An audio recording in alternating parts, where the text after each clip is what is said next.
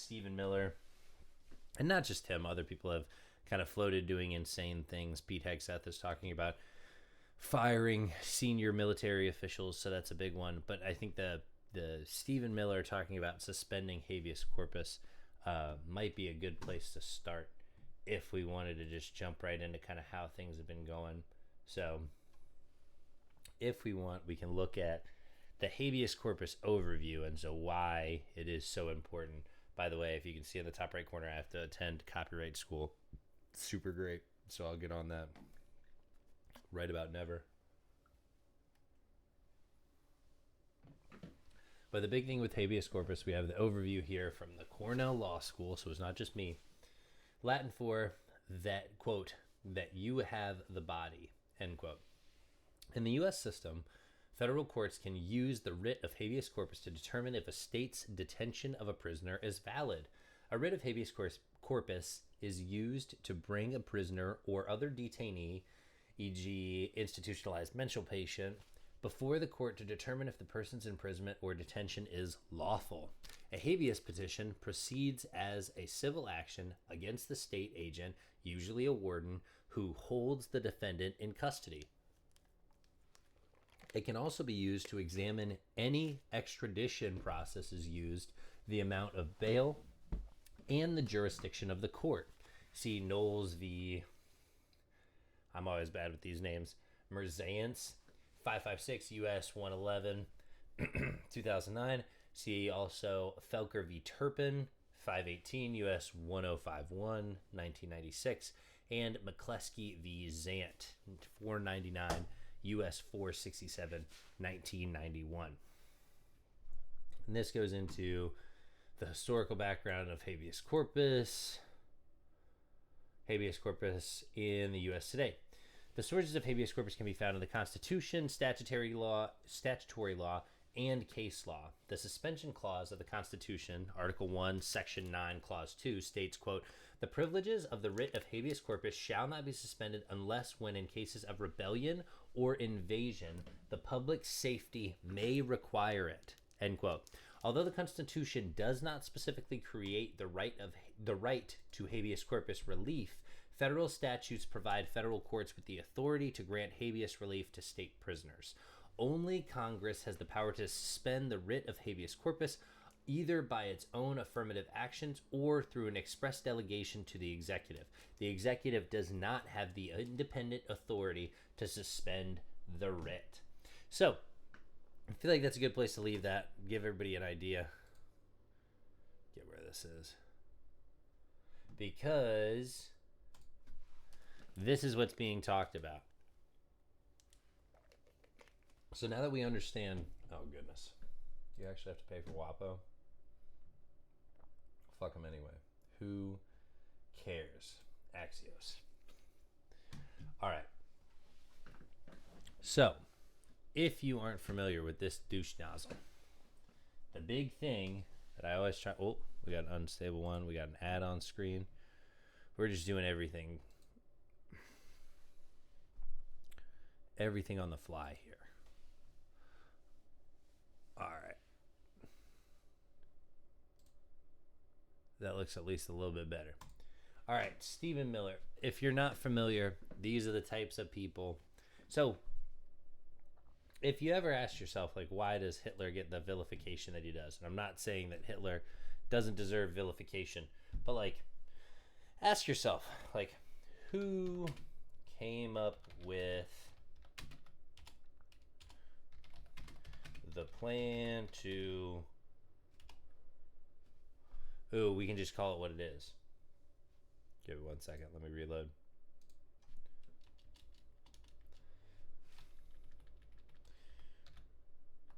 Who came up with the final solution? Let's look and see. In the Holocaust Encyclopedia. Let's see. The Nazi final solution to the Jewish question was the deliberate and systematic mass murder of European Jews. It was the last stage of the Holocaust and took place between 1941 and 1945. Though many Jews were killed before the, quote, final solution began, end quote, the vast majority of Jewish victims were murdered during this period. It is not known when the German leaders definitively decided to implement the, quote, final solution. What is clear, however, is that the, quote, final solution, end quote, was the culmination of a decade of increasingly severe discriminatory anti-Jewish measures implemented by the Nazis. Today, the, quote, final solution, end quote, is used as a synonym for the genocide of the European Jews.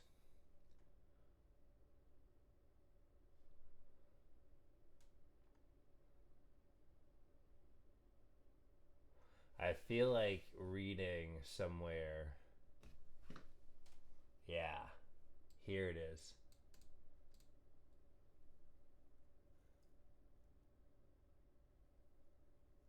In the autumn of 1941, SS Chief Heinrich Himmler assigned German General Odilo Glabennick, I don't give a fuck, SS and police leader for the Lublin district, with the implementation of a plan to systematically murder the Jews of the general government. I don't know, that's all one word. I've never seen it before. The code name Operation Reinhard was eventually given to this plan, named after Heydrich, who was assassinated by Czech partisans in May 1942.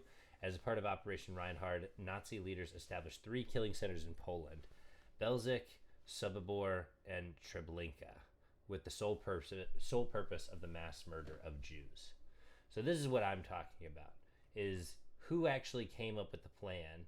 It seems like there were underlings underneath, and I'm not saying either way. And if any historian wants to come on and say I'm wrong, they absolutely can. But basically, the whole point of this is not to vilify Stephen Miller in this way where he has done something to Jews or blah, blah, blah, blah, blah. It's not what I'm saying. It's that the big bad is sometimes not the big bad. Hitler, for however bad he was, seems like he wasn't coming up with those plans, doing that stuff. Not that he wasn't along for the ride, not that he didn't do it, not that he wasn't absolutely responsible. Like, there are things to say for him, and vilification, absolutely.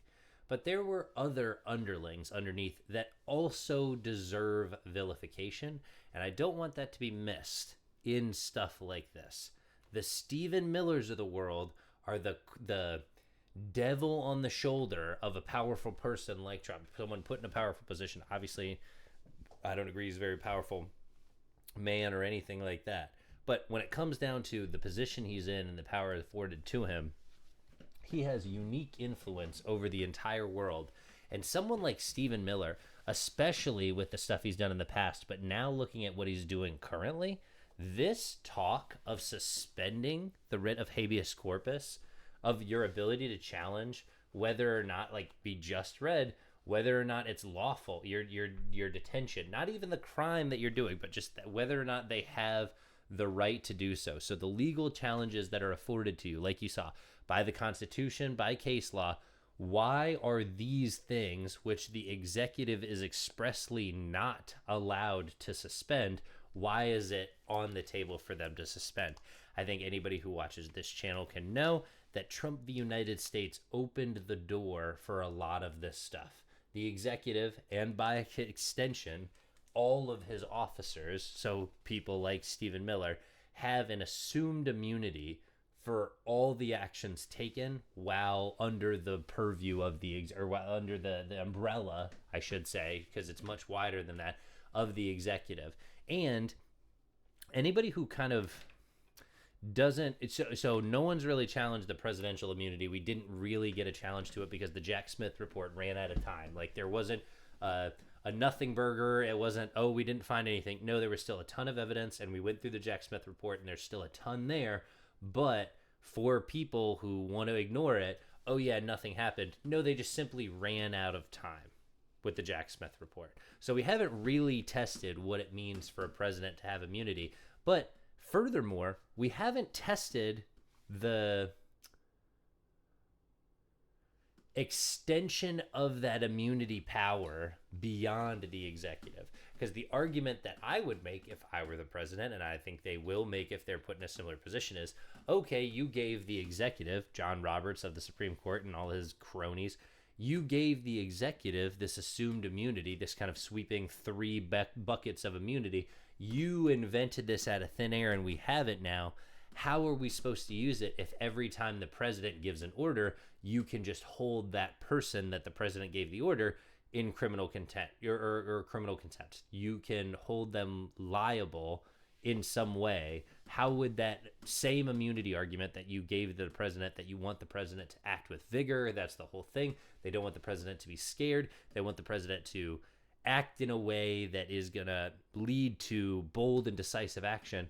Okay, why couldn't they then argue that any of his officers need the exact same, not a lessened version or anything like that, but the exact same immunity in order to carry out these things? So I think that's a clear and easy reason to point to as to why these people feel comfortable breaking the law this way. I think it's clear this administration, when they do something wrong like they did last time, they're not even going to say we didn't do anything wrong. They're just going to say, oh yeah, we should be able to do that wrong thing because we're the president. Never argue that they didn't do it. They won't argue that they didn't do it because that would be too far gone. What he's saying. The Constitution is clear, Miller told reporters outside the White House. Quote, the privilege of the writ of habeas corpus can be suspended in a time of invasion. So to say that's an option we're actively looking at, a lot depends on whether the courts do the right thing or not, end quote. So falsely claiming an invasion and saying that these things are happening when they're not, things like this have consequences. Are you being invaded or are you not being invaded? It's a very silly thing, the word games that they're willing to play. Zoom out. Here you go, the Axios article. Trump has tried to frame undocumented immigration as a quote quote invasion of the United States or of the U.S. in many of his executive orders, invoking sweeping wartime powers to speed up immigrants' removals, often with little or no due process. I think that no due process thing is the buried lead there. It is a difficult thing to talk about, not having due process in the United States of America. But things like this will help. By the time everybody recognizes it's too late and you have to sign up, how do you know your local police force won't be replaced? How do you really know? How really confident are you that these people are who they're supposed to be? Or is there a decent chance that executive orders like this that go under the radar that you don't see will end up replacing these good cops that everybody knows and loves in their hometown with more militant people who push out these people who are more level-headed? It's what's coming. And then another thing I saw the other day that I think, this is my I don't like predictions. I don't like making them. The world is too crazy now. But imagine, the worst effects of this stuff, the people who are going to be the least prepared for the economic downturn and the tariff struggle and, potentially empty shelves or at least empty cargo ships, so higher prices on things. The people that are going to be hurt the most about this, the people who are going to be pushed to depression and suicide, the people who are going to be hungry, the people who are going to be, the worst off for it and fall to mental health issues, fall to, the bottom rungs of society, the people that are going to take it the worst are probably going to be the Trump supporters. These are the people that are going to hurt the most. And so I imagine just a world where Trump, figures out his third term and goes for his third term. And then when he goes to do it, the polling comes back and the polling is just terrible because all of his people took it the worst, just absolutely in the gut. And picture this. Just take yourself, everybody pull your head out of your ass for a second for me and join me in this real world. I know it's real scary dealing with the things that I talk about, but let's just imagine for a second that you can handle just what is happening. Not anything crazy, just what is happening in the world around you and just being able to assess it accurately.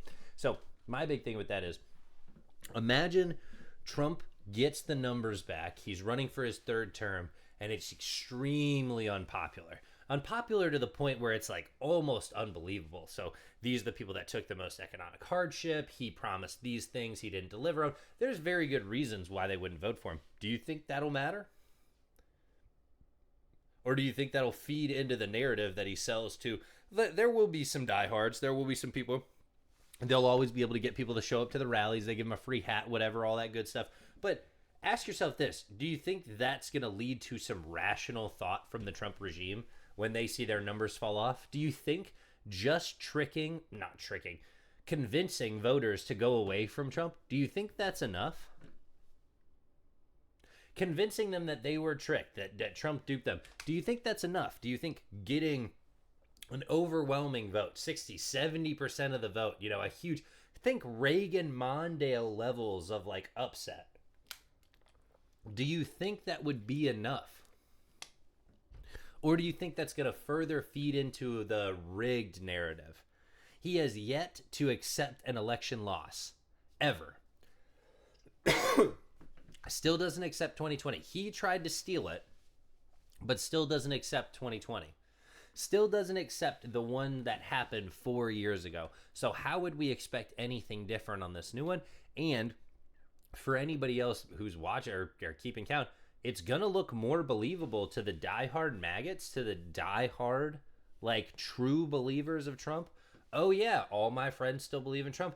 Everybody who said they believed in Trump 4 years ago still believes in Trump now, or at least they say they do to me, and why would they lie? So why are these polling numbers from these liberal bullshit outlets, why do they always say that Trump is behind? We all know he's going to win just like last time, and then that's when you start seeing them rigging the votes again. And it's not going to be a Donald Trump. It's not going to be somebody coming out. It's going to be Stephen fucking Miller. Who do you think is going to come up with the plan to start taking citizens? Who do you think is going to come up with that like really awful plan? I don't think Trump has it in him anymore. I don't think he has the malice in him anymore. He'll go along with some awful shit because he's an awful dude, but I don't think he just has that malice in him.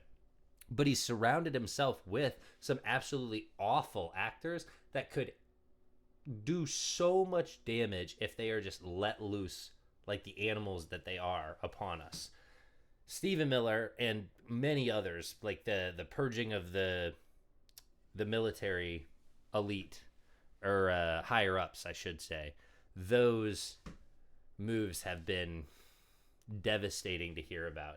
But I just want to warn everybody that these are the names that you'll hear: the Hegseths, the Millers. These are the people that are going to give the terrible ideas that Trump is going to eventually sign off on. These are the people that are going to implement the terrible plans that you thought could never happen in America. And when you're talking about citizens being deported or mayors of towns being arrested, it's absolutely insane to see. But we're here. So if you won't adjust to it at this point, I just don't know what to tell